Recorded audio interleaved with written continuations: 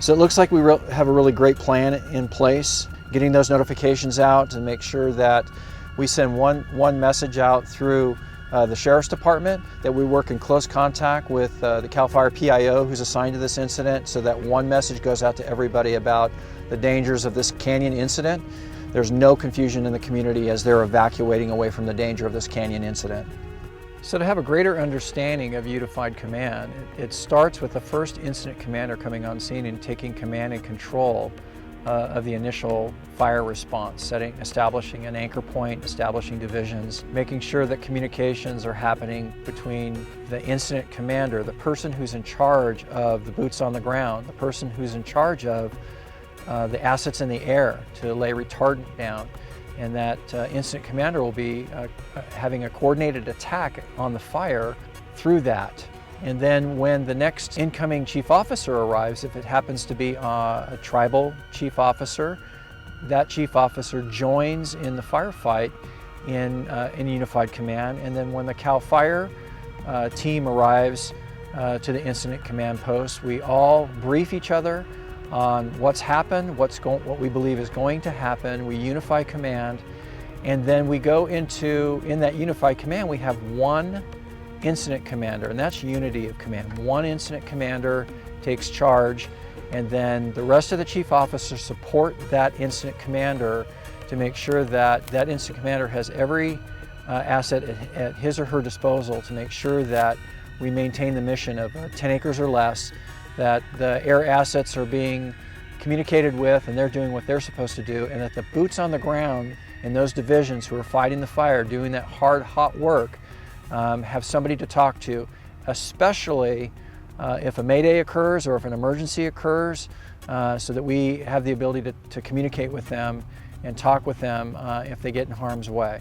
I'll definitely stress primary and secondary evacuation routes as we send out the WIA notifications through the Sheriff's Communication Center. Fantastic. And our PIO should be here any minute, and I'll have him tie in with you as well. Sounds good. That's a great plan. So I'm going to work on our wireless emergency alert notifications through the Sheriff's Communications Center. Relay those out to those registered with San Diego Alert, as well as maintaining our road closures. It's important that we maintain ingress and egress for our emergency vehicles to get in while allowing our citizens to get out of our evacuation order and warning locations. We're going to do hard closures at North Lake Wolford and Valley Center Road. We'll do a hard road closure at Paradise Mountain and North Lake Wolford. Our primary and secondary routes, Paradise Mountain, traveling west, pushing everyone west and south, like Chief said.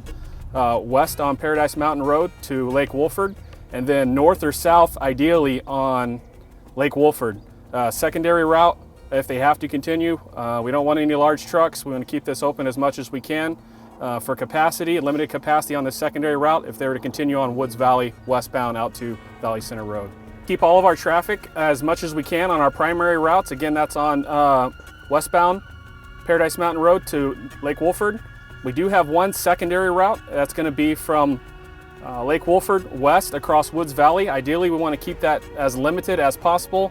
It's limited in capacity. We want to keep large vehicles off of that and push them to the primary evacuation route north or south on Lake Wolford. We want to push everyone out of the evacuation order area and warning area to the west and to the south ideally. That sounds like a great plan, and I think that any large animal trailers are going to head north on North Lake Wolford and then cut across Valley Center Road to Lilac, and that'll push them right to that temporary evacuation point for animals that we want to have directly across the street from Fire Station 1.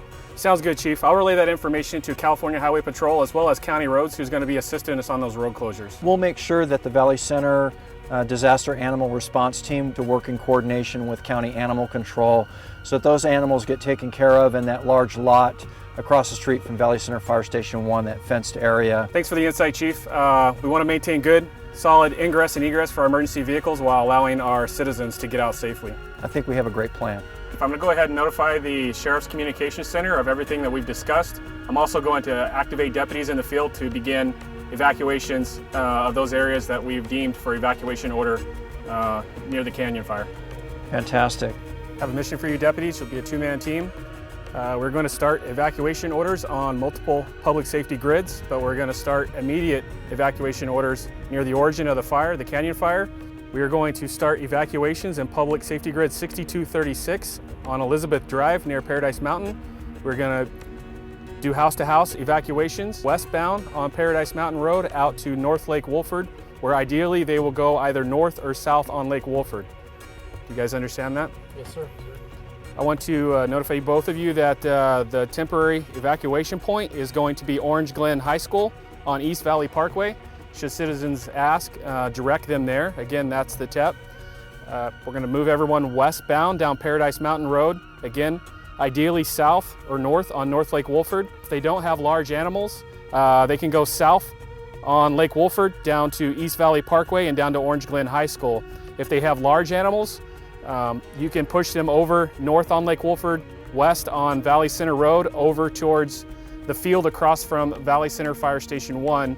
The field, the open field, they're going to host large animals, and they can use that as a temporary evacuation point for those with animals such as horses and livestock. I want to make you both aware of the temporary evacuation point for citizens as well as for those with large animals. The temporary evacuation point for residents is going to be Orange Glen High School on East Valley Parkway. Ideally, they'll come out westbound on Paradise Mountain Road and then south on Lake Wolford. For those with large animals or livestock, again, we're going to push everyone south and west, but northbound on Lake Wolford, westbound on Valley Center Road. The field at Lilac and Valley Center Road across from Valley Center Fire Station 1 is going to be open. They're hosting those with large animals, livestock, and that'll be an evacuation point for those. There's plenty of room there, so when citizens ask you, direct them either to the TEP at Orange Glen High School, or if they have livestock concerns and large animals, the field across from Valley Center Fire Station 1, Lilac, and Valley Center Road. Any questions on evacuation points? No, sir. Thank you.